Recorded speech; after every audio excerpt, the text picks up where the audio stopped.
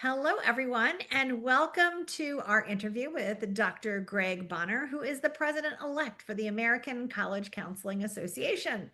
Thank you for joining us, Greg. Thank you very much for having me for today. I would love it if you could share with us the vision and mission of your ACA division and what led you to become a member.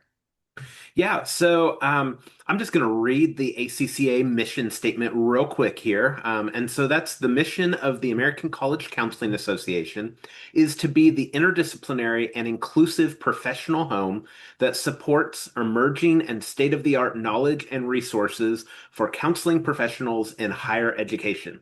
Now, I will say our board has actually been working on revising that. So if you go and you take a look at our website sometime like in the next month or so, that actually might be a little bit different, but it still remains pretty kind of true to its core that we are a division of ACA. We are a professional organization that really caters for those professionals on college campuses who are performing mental health services. Now, I say that, and that's actually kind of fuzzy and gray because different colleges, universities, community colleges, technical schools, they all do it differently, right? And so sometimes your folks who are doing the college mental health services might also be doing disability services. They might be helping with academic advising, and so on and so forth across campus. And so it gets a little bit different how it looks from institution to institution. But primarily, we're looking to help support those folks who are working in a college or a university setting, who are working with students to provide that mental health support. Let's talk a little bit more about the variety of places we would see counselors on a college campus, because some of our students might not even be considering the many options that are available. They might just think, oh, the mental health center. But you named a few, but I think there's Right. probably a few more, like the Career Center. Absolutely. At TCNJ, we have an anti-violence office for people who've experienced personal violence, and that's housed by counselors. And we have Mhm. a cares team where faculty can report concerns about students, and counselors actually reach out and support students and sort of provide case management and linkage to services. So, are there any others that I'm missing? Again, it can vary widely, but I've seen some institutions where there might be a women's center or like a Title IX office that would be large enough that they have their own counselor that's there within that office. There's a lot of institutions that have embedded counselors. So you might have someone who's working in Res Life, and then they are actually working at multiple residence halls and serving the needs there in those residence halls, or you might be embedded in athletics and might be helping out the different teams that are on campus. I even know of one school, I think it's University of Buffalo, who they have embedded counselors in different schools across the university so that like the School of Nursing has their own counselor that can see the nursing students. Oh, wow. Oh, I love that. Okay, sorry to interrupt. I just wanted to make sure we were giving them the whole expansion of the opportunities available on college campuses. And without getting too deep into the history of it, college counseling really has meant kind of those support services across campus historically. So, advising disability services, career services, those have all kind of created their own little niches across campus now. Some of them even have their own professional organizations, but they all have roots in college counseling and have generally COS. grown out of college counseling. So that's where we still see a lot of overlap between those roles and the folks who are active within our organization. Excellent. Okay. So, what led you to become a member? So back about 15 years ago, when I was an aspiring master's level student, I knew that I had wanted to work with college students. I had been a resident director for several years at a couple of different institutions and knew that kind of college was my calling. Those were my students, my clients that I wanted to work with. So I went to an ACA conference, and the American College Counseling Association, ACCA, had a meeting at that ACA conference. And I went, and immediately as I started talking to people, I just really felt like these are my people. Like this is where I belong. And so I started going to some of the conferences as they would bounce around at that time. And back then it was every other year, but now we have an annual conference that bounces around the country every year. And so with that, I got to know more and more people and actually got to the point that when I started my doctoral degree, I put my name out there to actually be a member of the board and was elected as a member at large to represent graduate students and new professionals. Oh, fantastic. Fantastic. So how has it been serving in leadership there?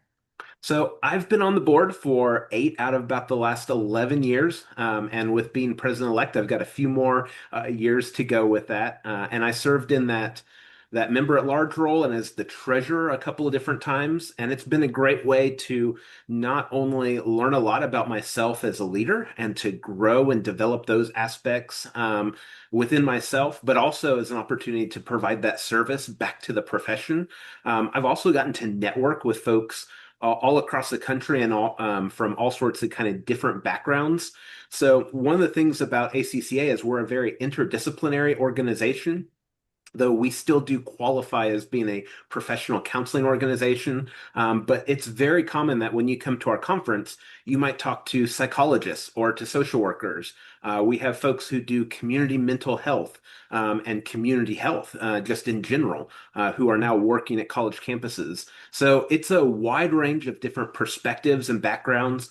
But again, we all kind of are circling around that idea of how do we provide mental health support to college students. So if this is an area of professional interest, membership sounds sure sounds like a great way to network and form relationships and do ultimate job seeking. Oh, absolutely. And one of the other things is that ACCA has really tried to have a focus on how do we support graduate students. So we still have a member at large who is a graduate student or a new professional. So if anyone would be interested in that leadership role, then that comes up every 3 years as an opportunity to run to be on the board. But we also have a committee that's just for graduate students to be able to organize graduate student events.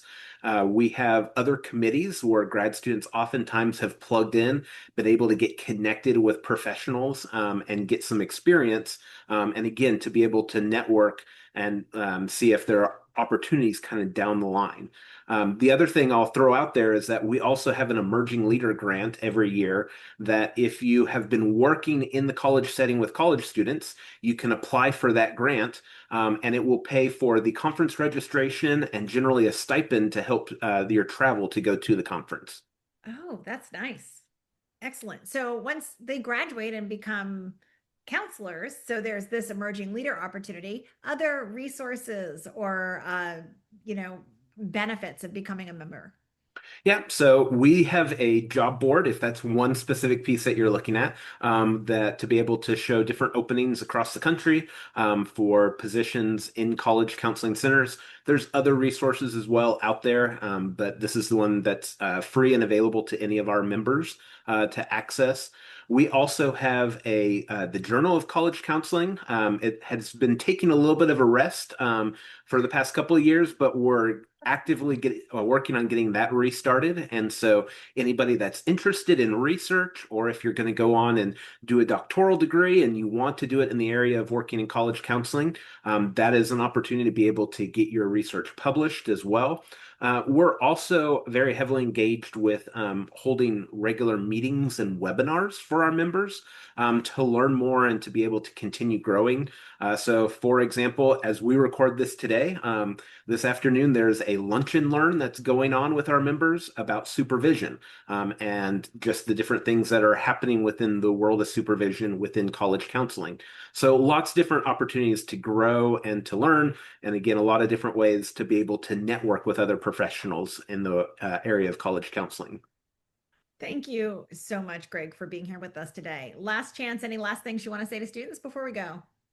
I would just say that you know, again, coming up within this particular organization, it's just been a very kind of warm and welcoming organization.